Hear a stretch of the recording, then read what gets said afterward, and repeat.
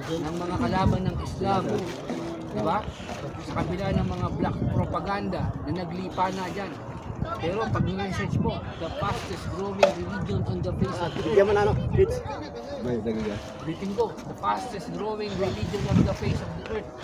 9 billion tayo dito sa mundo. 1.9 billion ang Muslim. Yung kalahati, yung natitira ng 1.9 billion, 7.1 billion. Naghahati sa anumang religion. Pero ang Islam, 1.9 billion dito sa mundo. Hello? Sa kabila na, pakita na, pinapalabas ng media. Ganda lang yung nangyari sa 9/11. Sa kabila ng pag-atake ng black propaganda hinggil sa Islam, bumagi ng gustuhan ng Muslim dahil sa paninira. Habang sinisira ang Islam, lalong lumalago. Lalong natutuklasan nila ang tama sa Islam. Lalong nagigising ang mga damdamin nila sa Islam. Lalong namumulat ang mga mata nila sa Islam. Diba? Andyan yung mga terorista na sinasabi. Andyan yung mga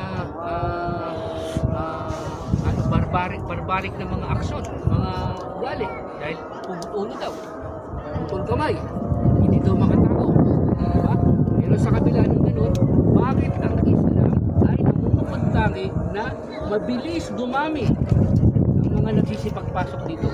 At hindi lang mga ordinaryong tao ang pumapasok.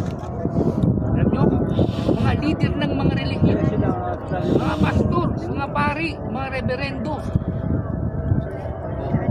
mga hari, pumapasok sa Islam. Mga presidente, pumapasok sa Islam. At alam nyo mga sa atin sa Pilipinas, mga general pumapasok sa Islam. Bakit nakita nila ang katotohanan sa Islam? Ikaw, once na ikaw may alam sa Biblia at nalaman mo yung Islam, talagang papasok at papasok na wala kang choice na tanggihan ng Islam. Kasi bakit? Sa kabila ng nalalaman mo hinggil sa Islam, tapos nakita mo yung sa Biblia, tapos nakita mo yung Islam, kapag-kumpara mo, tama. Kaya papasok ka talaga sa Islam. Wala kang choice na lumabas. Natanggihan ng Islam. Kasi bakit? Ikaw na mismo na may alam, nakakaunawa ng relihiyon, papasukin at papasukin. Wallahi, ito ay tanda ng, katulad niya, sabi ko siya, di ba? Unang tanong ko sa'yo, anong tanda? Bakit may mga ganyan? Bakit may mga